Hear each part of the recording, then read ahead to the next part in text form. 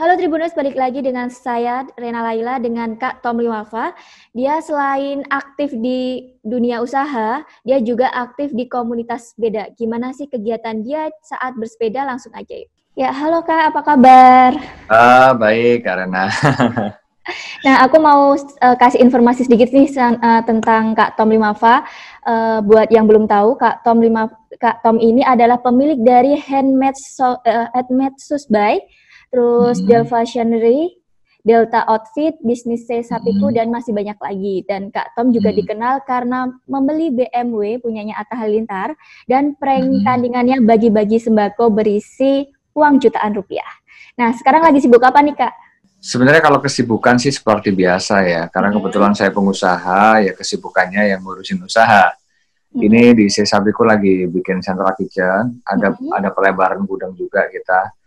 Itu untuk kegiatan bisnis, yang non bisnis kayaknya bersepeda sih akhir-akhir ini, sepeda dengan beberapa pengusaha juga dari Surabaya. Emang lagi booming banget ya Kak, tren bersepeda saat ini. Iya, kebetulan kayak gitu ya. Terus aku mau tanya sih Kak, kenapa sih milih jadi pengusaha? Kalau milih jadi pengusaha sendiri sebenarnya karena pengusaha ini jalan bisa membantu banyak orang. Jadi saya pikir dengan jadi pengusaha kita pertama bisa mempekerjakan lebih banyak orang, ngasih rezeki orang, dan juga bisa menyumbang lebih banyak sih kalau misal kita sukses gitu di bidang usahanya.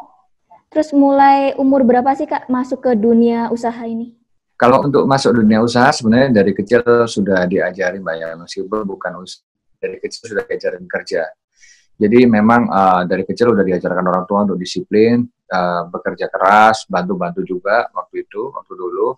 Kalau untuk kemudian jalan jadi pengusaha sendiri sebenarnya kurang di tahun 2008. Sebenarnya tahun-tahun 2006-2007 itu sudah mulai untuk untuk belajar berdagang sebenarnya.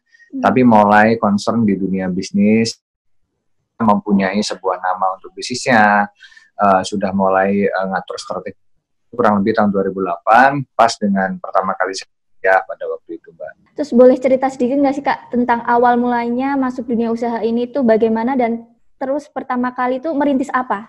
Jadi pertama kali yang sebenarnya dulu usaha stiker ya. Usaha stiker tuh kayak semacam kalau dulu Mbak ya ada di band kan stiker. Jadi which is stiker itu waktu itu sesuatu yang susah didapatkan. Akhirnya ketika kemudian kita bisa membuat stiker, maka traffic yang masuk lumayan banyak. Dan kebetulan ya saya memanfaatkan peluang waktu itu karena memang kebetulan saya juga ada di saya ngeband juga. Jadi itu basicnya percetaan. Dan akhirnya kita memutuskan untuk bikin usaha stiker, menyambung lagi usahanya jadi kaos, nyambung lagi ketemu sama pacar ya yang sekarang jadi istri, kemudian usahanya jadi usaha tas, sepatu dan segala macam, dikembangkan sampai sekarang jadi beberapa usaha. Jadi pertama kali ngerintis itu sama istri ya Kak, atau gimana? Sebenarnya kalau untuk pertama banget enggak sih. Pertama banget sendiri, kemudian di tahun 2010 itu ketemu sama pacar yang istri sekarang ya. Kemudian akhirnya kita merintis bareng. Jadi sebenarnya saya dulu yang merintis, baru ketika itu ketemu istri, kemudian kita merintis bareng. Saat ini sudah miliki berapa usaha sih Kak? Kalau misal dibilang usaha yang digeluti sekarang, 7 ya. Jadi ada 7 usaha yang memang kita geluti sekarang di beberapa segmen, beberapa bidang usaha. Ada di kuliner, ada di fashion, di interior design, ada di digital. Jadi kurang lebih seperti itu, Mbak. Apa sih tantangan dan kendala yang pernah dialami saat merintis suatu usaha itu? Kalau tantangan sendiri kan tiap usaha kan berbeda-beda ya tantangannya ya. Kayak saya di dunia fashion, tantangannya karena kita meresearch and development produk tiap hari, karena kita membutuhkan produk-produk baru tiap harinya, Mbak. Kalau di dunia F&B, ya kayak kemarin di pandemi itu adalah bagaimana kita bisa tetap dengan pelanggan dengan protokol-protokol tertentu. Jadi setiap usaha pasti kita pikir mempunyai tantangan tersendiri, tapi itu sebenarnya bisa terselesaikan apabila kita adaptif dengan dunia digital marketing. Berarti lebih condong ke digital marketing, ke usaha-usaha online ya Kak, dibandingkan yang offline yang itu? atau gimana? Iya, sebenarnya usaha bilang semuanya besar dari digital marketing. Kalaupun kemudian mengakibatkan offline store-nya itu menjadi besar juga, yaitu alhamdulillah. Tapi sebenarnya kita lebih kepada digital marketing. Jadi develop produk yang kita lakukan selama ini itu mengacu semuanya itu pada digital marketing, Mbak, kurang lebihnya. Pernah mengalami kegagalan usaha yang sampai bangkrut gitu nggak sih, Kak? Kalau kegagalan sendiri sampai bangkrut ada ya, beberapa usaha saya juga ada yang kemudian gulung tikar. Tapi menurut saya ya usaha yang gulung tikar itu yang biasa, Mbak, menurut saya, Mbak.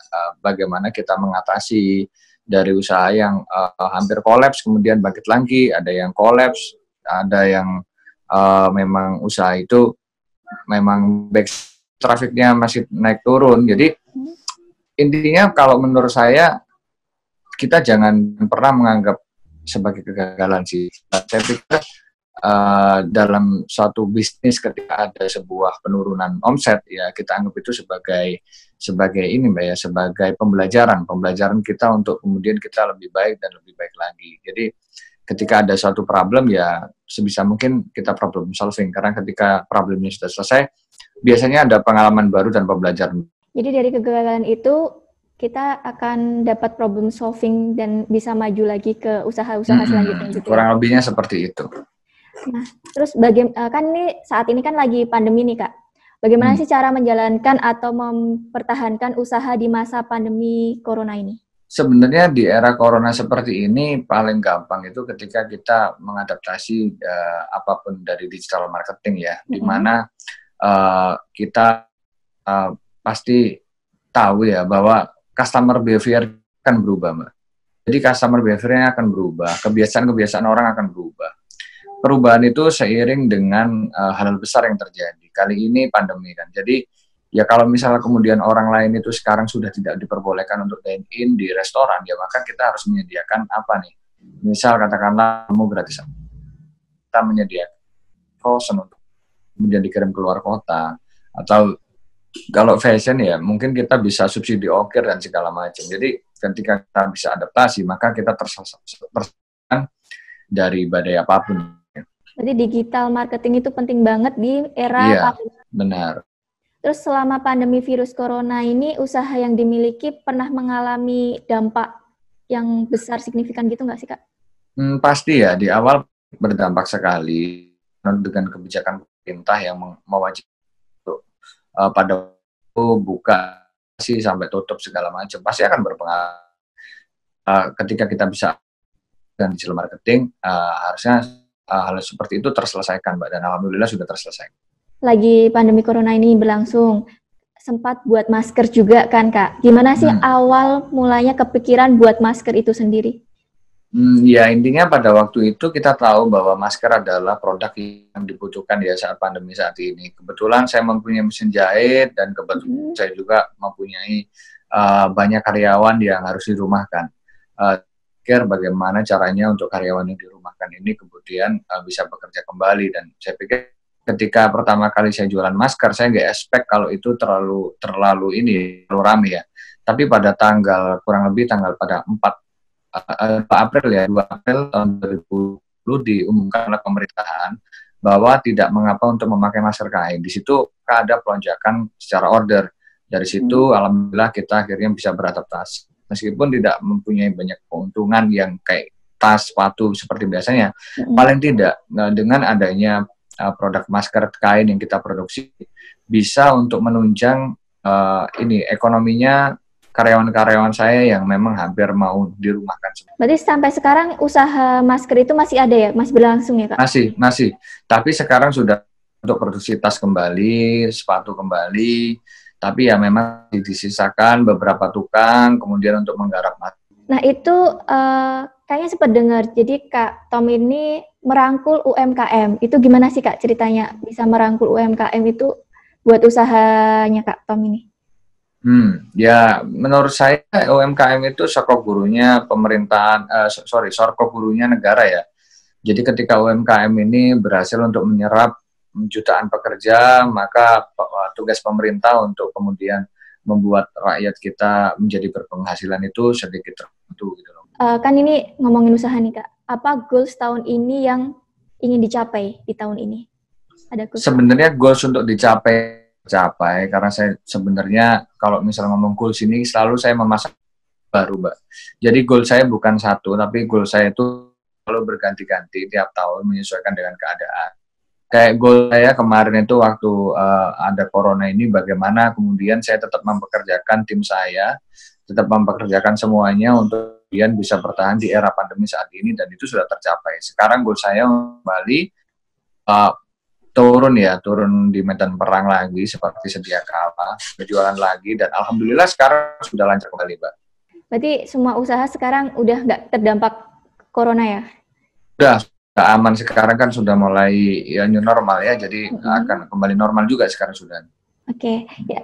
Terima kasih ya Kak Tom Limafa buat Kak, ya, thank you. Ngobrol-ngobrol sedikit sama Tribuners juga. Maaf juga ya Kak mengganggu waktunya. Enggak, santai. Ya. Kak, makasih ya Kak. Thank you. Ya, thank you. Ya, itu tadi bincang-bincang saya dengan Tom Limafa. Terima kasih sudah menonton. Sampai jumpa di episode selanjutnya. Terima kasih sudah nonton. Jangan lupa like, subscribe, dan share ya.